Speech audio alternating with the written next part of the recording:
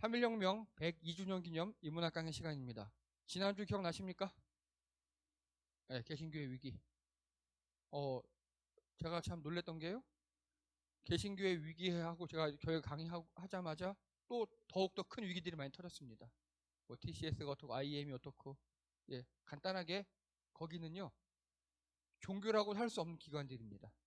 교회 이름으로 장사하는 곳이에요. 뭐 이단이다 아니다 논할 가치도 없는 그런 곳입니다. 그런 데에 대해서는 제가 또 나중에 한 번 더 자세하게 설명하도록 하겠습니다. 자, 오늘은요. 아까 광고에 말씀드렸던 것처럼 아무도 가보지 않은 길 앞에서. 요거 나름 제가 심혈을 기울여 준비했습니다. 예. 작년에 누가 생겼습니까? 예, 버락 오바마 미 전 대통령이에요.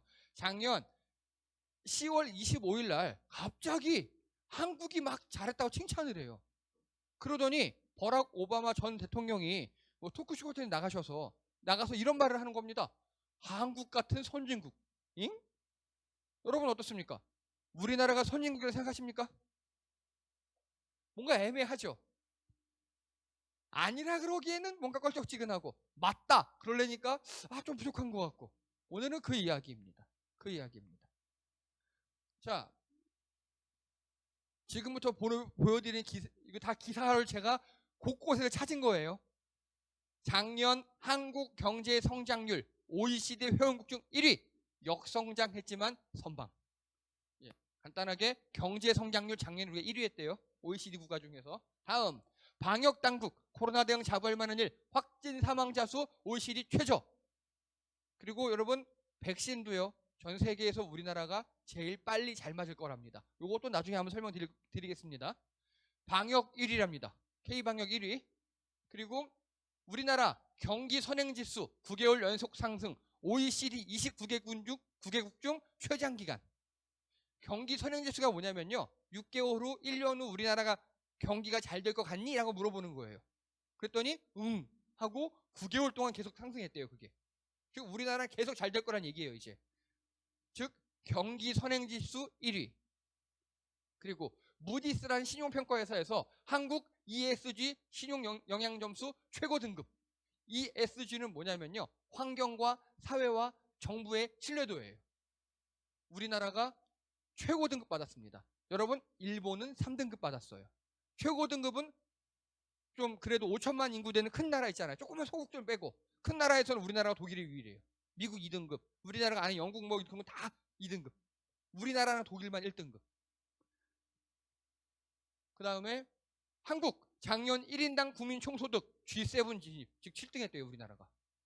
전 세계에서 국민 1인당 총소득이 7등, 사상 최초입니다. 그런데 여기 보세요. 블룸버그 발이에요. 우리나라 기사들 이거 본 적 있으세요? 우리나라 기사에서 이거? 안 써요. 좋은 거는. 그래서 1인당 국민 총소득 전 세계 7등 했답니다. 우리나라가. 그리고 한국 138개국 중 6번째, 북한은 28위, 미국 군사력 평가기관. 여러분, 이 미국은요, 군사력 평가를 매년 해요. 매년. 왜요? 그래야 무기 팔지. 거기서 우리나라가 6등 했답니다. 6등. 군사력이 세계 6등이래요. 우리나라가. 작년에 8등 했거든요.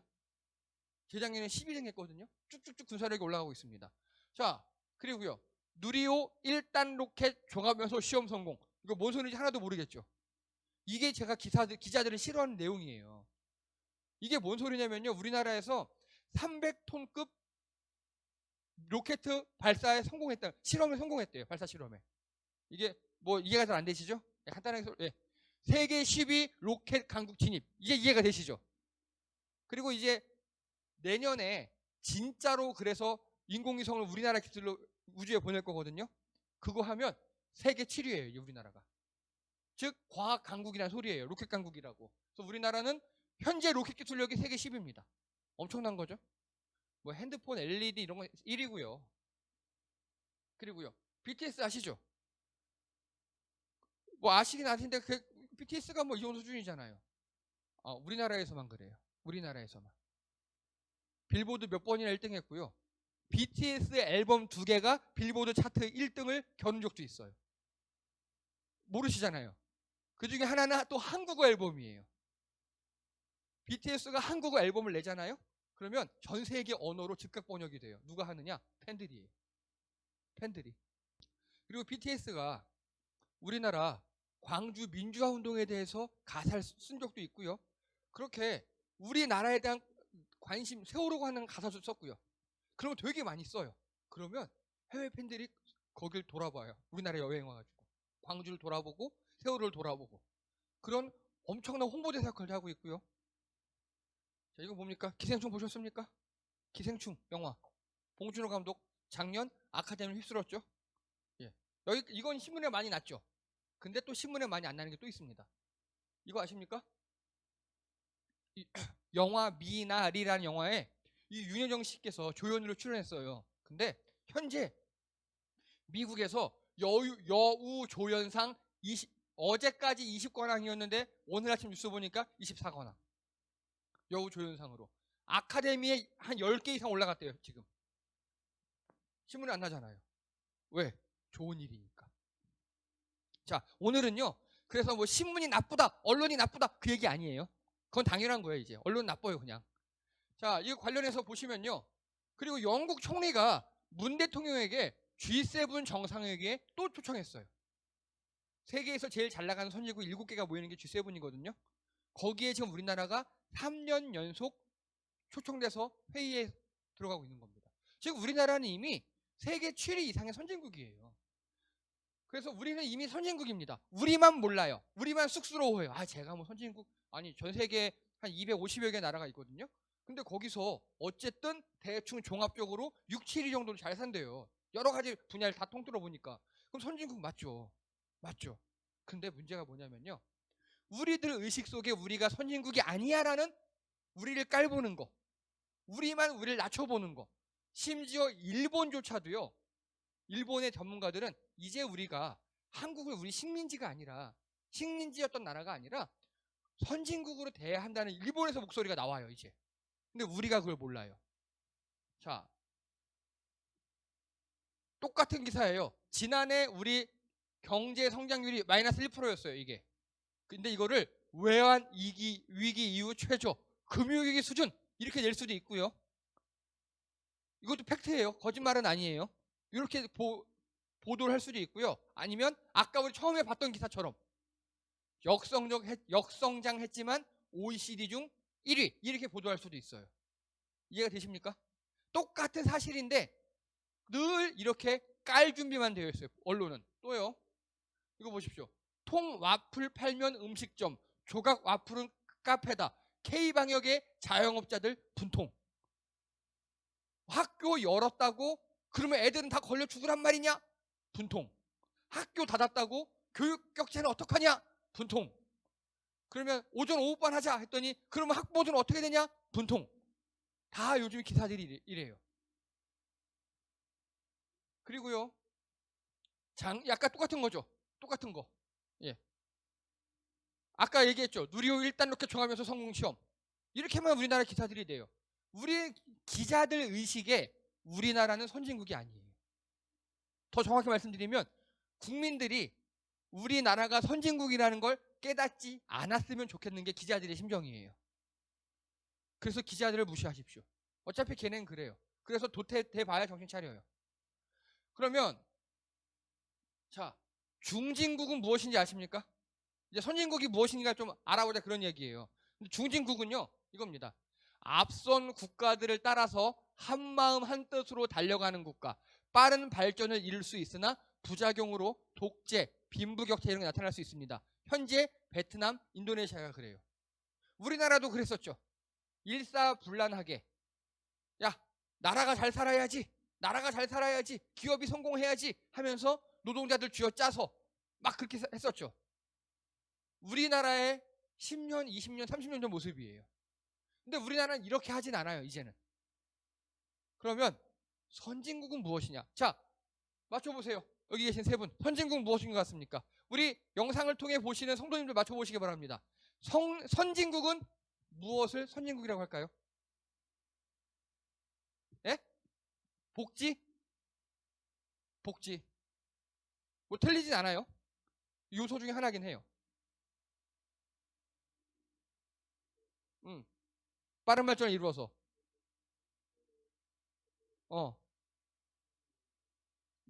빠른 발전으로 경제로 잘 살고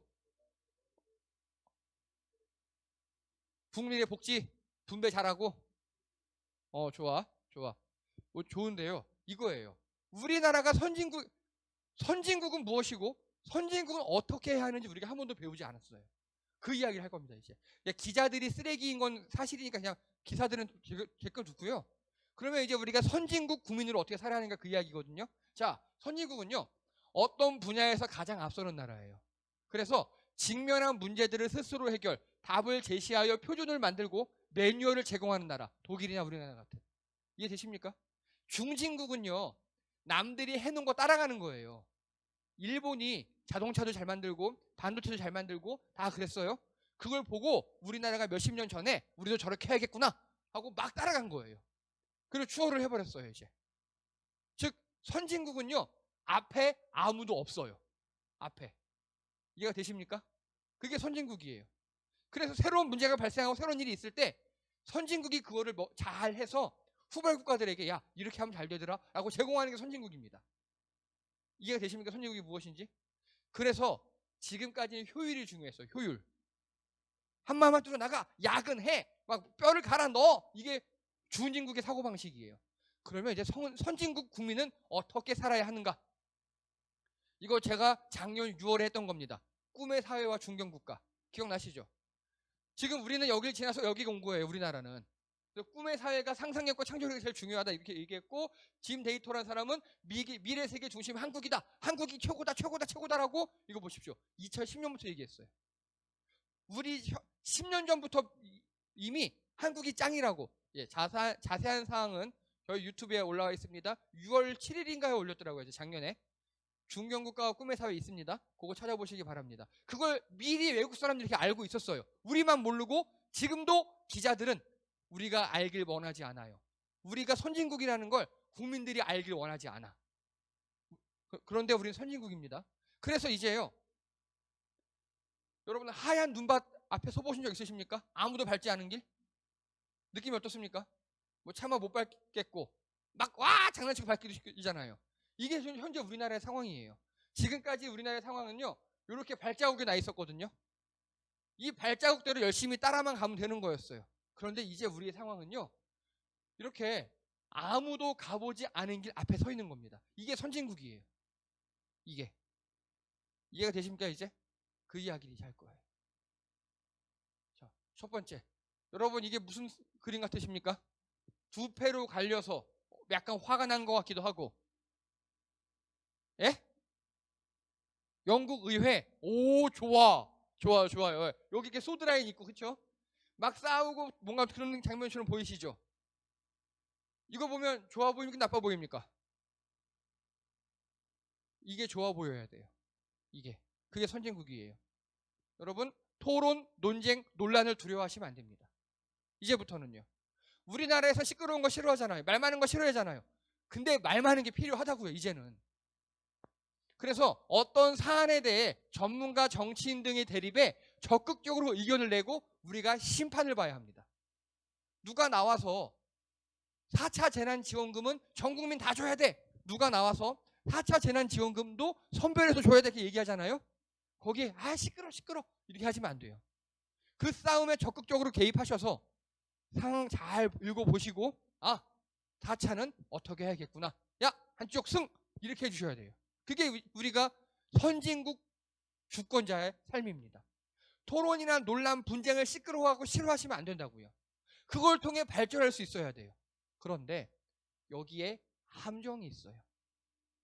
논란을 부추기는 언론. 아까 보셨죠? 예를 들어 학교 닫아. 그러니까 애들 공부는 어떻게 하냐고 막 논란을 부추겨요.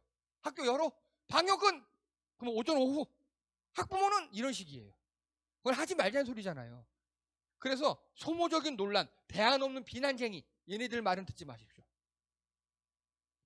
여기 이 회색은 토론, 논쟁, 논란을 두려워하지 않고 거기 적극 참여해서 우리가 선진국으로 갈 때 그거를 방해하는 사람들이에요. 이게 회색이. 이거 조심하셔야 합니다. 즉 반대를 위해 반대하는 사람 있죠. 대안도 제시하지 않고 반대하는 사람들 있죠.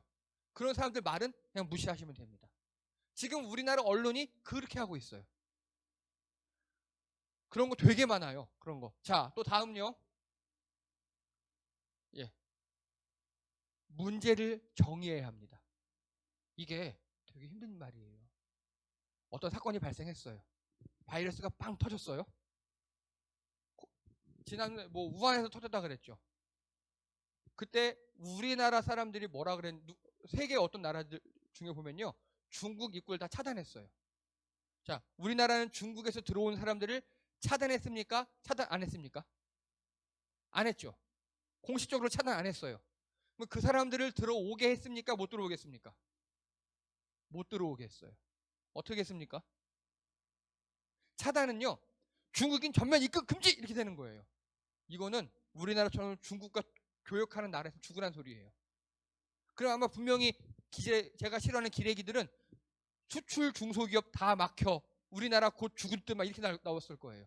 우리나라에서 어떻게 했냐면 공식적으로는 다 들어와도 돼. 그런데 이제 중국인들도 비자를 발급받아야 돼 하고 우리나라 정부에서 자른 게 아니라 각 대사관에서 자르게 했어요. 이해가 되십니까? 그러니까 문제를 정의하라가 뭐냐면요. 코로나 바이러스 초창기에 중국과 싸우는 게 해결이었나요? 중국 사람들을 넘어오지 못하는 게 해결이었습니까? 넘어오지 못하는 게 해결책이었잖아요. 근데 중국 금지 해버리면 또 다른 통상마찰이 일어날 수 있잖아요. 그러니까 실질적으로 넘어오지 못하게 막았어요. 우리나라에서. 그게 바로 문제를 정의하는 겁니다. 어떤 사건이 생겼을 때 그 사건의 본질을 봐야 돼요. 중국 사람들 넘어오는 게 문제죠. 오히려 중국 물건은 넘어오고 우리나라 물건은 중국으로 넘어가야 될 거 아니에요. 그래 우리가 사니까. 그래서 지금까지 살고 있는 거예요. 문제의 본질을 정의해야 합니다. 그래서 문제의 본질을 파악하고요. 그거를 투명하게 공유해야 돼요. 즉 혼자만 알고 있으면 안 돼요. 아무리 좋은 결정을 했다 그래도 정부든 우리도 혼자만 알고 있으면 결국 누명씁니다. 투명하게 공유하고요. 동일한 문제의식을 형성하게 해주는 게 되게 중요합니다. 뭔 말인지 이해가 되십니까? 그래서 이 정부의 초창기 잘못한 게 우리는 중국 사람을 금지하진 않는다. 단 대사관을 통해서 막아서 실질적으로 중국에서 들어오는 사람은 우리나라 사람은 없다라고 적극적으로 홍보를 했어요. 원래는 그 역할을 누가 해야 되는 거죠? 언론. 그렇죠. 언론이 해야 되는 거예요. 언론이 해야 되는데 안 해요. 자, 그래서 가짜뉴스, 진실의국 언론, 본질을 호도하는 전문가 정치인들 이들이 문제예요. 이들이. 여러분 요즘에 원전 이야기 많이 나오죠. 월성 원전에서 뭐 비계획적 유출이라고 표현합니다. 그게 간단하게 셌다는 소리예요. 그래서 뭐 멸치 한 마리 양이다, 바나나 6개 양이다, 아니다 막 논란이 많잖아요. 본질이 뭡니까? 본질이. 이 문제의 본질이. 원전이 샜다는 거예요. 여러분 차도 기름이 한 방울이라도 새면 큰일 나요. 차도. 원전은 안 새야 되는 거예요. 원전이 샜다는 게 본질이에요. 근데 그런 거 언론이 안 짚어주죠. 요즘에 뭐 김학의 출금이 어떻고 막 절차가 어떻고 말이 많잖아요. 본질은 그거예요. 그러면 그렇게 나쁜 놈 김학의를 나가게 내비둬야 하는가? 그런 걸 따져야 되거든요. 그래서 늘 본질을 파악하고요.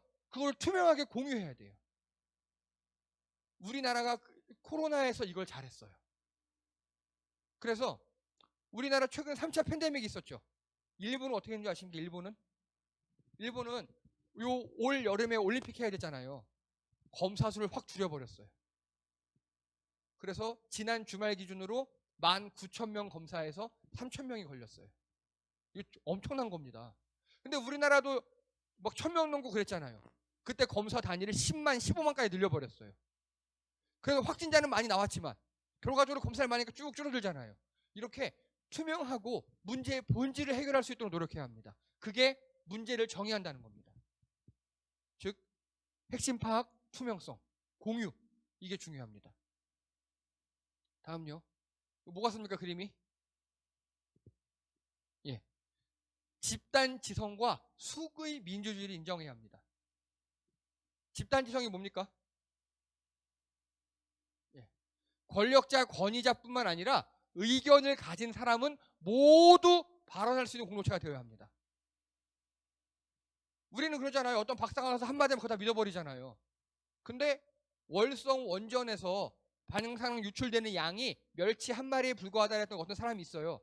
원자력 공학자예요. 박사예요. 교수님이에요. 그 사람이 뭐라 그러는지 아십니까? 일본 후쿠시마 그거 그냥 냉각수 방류해도 되게 괜찮아라고 얘기했어요. 괜찮다고. 근데 지난주에 일본 원자력 안전위원회에서 후쿠시마는 현재 사람이 들어가면 1시간 만에 사망할 수 있는 그 정도 방사능이 나온다 그랬습니다. 자, 그러면 그 멸치 한 마리 얘기하는 사람 그 사람이 전문가입니까? 아니에요. 우리나라 전문가 중에 오염된 사람이 굉장히 많아요. 전문가의 자신의 지식으로 설득을 해야 되는데 그게 아니라 정치적 어떤 것과 다른 목적으로 설득하는 전문가가 우리나라에 너무 많다고요. 그래서 권력자, 권위자뿐만 아니라 선진국이라면요. 의견을 가진 모든 자들이 발언할 수 있어야 돼요. 그리고 구성원 모두가 그 중에 하나를 택하는 거예요. 이해가 되십니까? 간단하게 이겁니다. 여러분, 다른 교회에서는요. 교회 표나 문구 정할 때 어떻게 하는지 아십니까? 그냥 목사가 혼자 해요. 목사가 혼자 표 정하고 문구 정합니다. 그러니까 우리도 거울 스티커 문구 공부했잖아요. 그 거울 스티커 문구가 목사의 수준을 넘지 못해요. 근데 여러분, 목사가 상표 개발자라든가 시각 디자이너라든가 광고쟁이가 아니잖아요. 그러니까 목사는 늘 아마 우리 목사님들에게 설문을 돌리잖아요. 그러면 말씀 잘 듣고 매일 말씀 보자 뭐 이런 걸로 결정해 놨을 겁니다. 그거 무슨 의미가 있습니까? 근데 훈이가 정말 깨는 거 하나 딱 내잖아요. 그럼 우리 성도님들도 이게 제일 좋아요 라고 선택했잖아요. 이게 집단지성입니다. 이게 나 혼자 결정하는 게 아니에요. 다 같이 의견을 모으다 보면 그 중에 좋은 게 나온다니까요. 같이 결정하는 겁니다. 일단 그래서 모아야 돼요. 의견을 모으고 그걸 같이 결정하는 거. 그게 집단지성과 숙의 민주주의입니다. 이게 선진국에 필요합니다. 꼭 필요합니다. 근데 여기에 이제 반대하는 놈들이 있어요. 의견 발언을 막는 자. 야, 이렇게 얘기했죠. 훈아, 너 교회 다닌 지 1년 아직 살짝 안 됐잖아. 이제 10개월도 안 된 놈이 무슨 의견을 내? 이래버리는 사람도 되게 많아요. 이제 23살 맞지? 23? 이제 23밖에 안 된 게 이런 교회 되게 많다니까. 이런 집단들이 오히려 그런 사람들에게 더 신선하고 재밌는 아이디어가 나올 수 있어요. 자, 그리고 결정을 막거나 책임을 회피하느냐. 뭔 소리냐? 제가 투표하자 그랬잖아요. 올렸잖아. 투표했잖아요. 근데 이걸 어떻게 투표를 합니까? 이건 목사님이 기도해서 결정해야지. 막 이렇게 하지 말자고 어그로 끊는 사람들. 그리고 책임을 회피하는 자. 우리 다 같이 결정한 거잖아요. 근데 그 다 같이 결정한 결정이 안 좋을 수도 있잖아요. 그러면 에이 거봐 내가 그럴 줄 알았어. 야 훈이 네가 책임져. 막 이런 사람이 있을 수 있다고요. 다 같이 결정했으면 다 같이 책임지는 거예요. 그게 집단지성과 수급민주주의입니다. 즉 아이디어는 훈이가 냈지만 결정 우리 다 같이 했으니까 그거에 대한 책임도 다 같이 지는 거예요. 이런 자세가 필요합니다. 그래서 문구 자체도 중요하지만 이렇게 한번 우리가 다 같이 모여서 의견을 내고 다 같이 결정해보고 만약에 이게 마음에 안 들어서 먼저 어떤 법적 문제가 생겨서 다 같이 책임도 져보고 그런 경험이 굉장히 중요합니다. 그래서 우리나라에도 이런 비슷한 게 있죠. 청와대에 가면 뭐가 있습니까? 청와대 뭐 밀어넣는 거 있잖아요. 예, 국민의 소리. 그래서 다 같이 의견 모으고 뭐 이런 거. 이런 게 여기에 속합니다. 자, 그리고 혹시 이 그림을 아십니까? 5년 전 한 초등학교에서 6학년 애들 운동에 달리기 시합하는 거예요. 그런데 제일 오른쪽에 있는 친구 보세요. 키도 작고 그냥 뚱뚱하죠. 달리기 하면 늘 꼴찌였대요. 6년 내내. 그런데 마지막 달리기 그 운동회에서 그 반 아이들이 손을 잡고 다 같이 동시에 골이 냈답니다. 다 같이 1등을 했고요. 1등 도장 찍어줬고 너무 착해서 선생님들이 막 상을 줬답니다. 이겁니다. 선진국은요. 빠른 게 중요하지 않아요. 이제는. 바르게가 중요합니다. 바르게가. 왜냐? 우린 지금 허허벌판 눈앞에 서 있거든요. 잘못된 낭떠러지로 빠르게 가는 건 빨리 죽는 길이에요. 한 걸음 한 걸음을 조심조심해서 바르게 같이 가는 게 제일 중요합니다. 지금까지 우리 속도 효율이 제일 최고였잖아요. 이제는 아니라고요. 속도 효율 필요 없습니다. 천천히. 단 바른 방향으로. 자, 적자 생존 경쟁의 틀에서 이제는 상생과 협력을 가치를 두는 사회. 즉 바른 방향으로 같이 가는 겁니다. 함께. 그리고 공정보다는 형평이 중요해요. 이제는. 그리고 공정과 형평 구분하실 줄 아시죠? 인문학 강의 얼마 전에 했었습니다. 그리고 포용하는 공동체가 필요합니다. 안아줘야 돼요. 낮은 자, 소외된 자가 없도록. 자, 미국에서 재미있는 통계를 하나 냈습니다. 미국에서는요, 동성연애가 합법인 곳도 많잖아요. 그래서 각 도시별로 동성연애자가 제일 많은 곳을 조사해봤대요. 1등이 어디였는지 아십니까 혹시? 동성연애자가 제일 많은 데가 미국에서? 실리콘밸리예요. 실리콘밸리. 사람들이 연구를 해봤어요. 왜 그렇지? 여러분 실리콘밸리 하면 최첨단이고 연구하고 그런 곳이잖아요. IT. 근데 왜 여기가 동성애자 제일 많아? 했더니 여러분 동성애는 그러면 거기 실리콘밸리는요. 저는 솔직히 개인적으로 동성애를 극혐해요. 그런데 거기는요. 그것조차 허용하는 거예요. 뭐 그러든 말든. 동성애자를 할지라도 내쫓거나 그러지 않고 그래 너도 우리 공동체 일원이야. 근데 날 연애 대상으로 삼으면 죽어. 이게 제 마음이거든요. 만약에 남자를 사랑하는 어떤 형제가 우리에게 온다? 저를 어떻게 했든 전 죽여버릴 겁니다. 예. 그런데 그렇게 아주 낮은 사람, 우리 동성애자 그러면 기독교나 우리 사회에서 천대받고 소외당할 수 있는 그런 사람이잖아요. 그런 사람조차 포용하는 사회라면요. 그 사회가 엄청 포용성이 좋고요.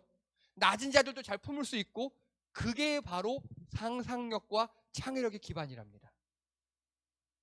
누구도 범죄나 해를 끼치지 않으면 받아들일 수 있는 사회. 그래서 여러분 이렇게 낮은 자들, 소외된 자들 우리 주변에 있잖아요. 매력적이지 않은 자들, 말 잘 못하는 사람들, 외모 별로인 사람들, 집안 없고 몸에 장애가 있는 사람들, 그런 사람들까지 포용할 수 있는 공동체가 바로 선진국이에요. 그리고 그런 사람들과 함께 가다 보면은 느려요. 어쩔 수 없어요. 느린 건 맞아요. 그런데 그 느림이 바로 선진국의 발걸음입니다. 빠르게 어디로 달려가는 게 아니에요. 느리게, 천천히, 바르게 다 함께. 자, 여기에 나쁜 새끼들이 있습니다. 제가 제일 싫어하는 놈들. 누군지 혹시 아십니까? 일베, 메갈, 워마드 그런 놈들입니다. 왜냐? 얘네들은 비아냥거리고 이런 걸 많이 해요. 그리고 세월호 학부모님들 앞에서, 단식하는 학부모님들 앞에서 폭식 투쟁을 해요. 여러분 우리나라에서는요. 최소한 상갓집 가서는 다 얘를 표하잖아요. 누가 죽었든 간에. 우리 영화에 보면 조폭들 간에서도요. 상대방 두목이 죽으면 최소한 상갓집에서 안 싸워요. 최소한. 그게 우리나라의 도덕적 어떤 정서예요. 그런데 일베 새끼들은 그 도덕적 하한선 있잖아요. 그거를 대폭 내려놨어요. 대폭 내려놔서 자녀를 잃고 밥도 못 먹고 단식하는 사람들 앞에 가서 피자 먹고 치킨 먹고 그랬다고요. 굉장히 나쁜 새끼들이에요. 그 도덕적 하한선을 하락시키는 놈들 우리에게서 속아내야 돼요. 걔네들은 포용의 대상이 아니라 틀림의 대상이에요. 그걸 생각하셔야 합니다. 우리 안에 약한 자, 다른 자는 우리가 안아야 되는데 틀린 놈들, 특히 일베 같은 놈들, 또 자기 눈앞에 자기 이익만 몰두하는 사람들, 그리고 소수 약자를 배제하는 사람들 있잖아요. 이들을 배제해야 합니다. 그게 우리가 선진국으로 가는 길입니다. 자, 우리가 이렇게 지금 아무도 가보지 않은 길 앞에 서 있습니다. 그런데 정말 제가 좋아하는 시가 하나 있습니다. 눈 내린 들판을 밟아갈 때에는 모름지기 그 발걸음을 어지러이 하지 말라. 오늘 걷는 나의 발자국은 반드시 뒷사람의 이정표가 될 것이다. 서산대사님이 쓴 겁니다. 저 이거 너무 좋아하거든요. 딱 지금 우리나라에게 필요한 그런 이야기입니다. 지금 우리가 아무도 밟아보지 않는 선진국이 되었어요. 이제 그 길을 가야 할 때예요. 그래서 우리는요, 아까 제가 말씀드린 것처럼요, 문제를 정의해야 되고요, 그리고 본질을 파악해야 되고요, 논란 같은 거 두려워하면 안 돼요. 이제 그리고 빠르게 가는 게 중요한 게 아니라 바르게 함께 가는 게 중요합니다. 바르게 함께.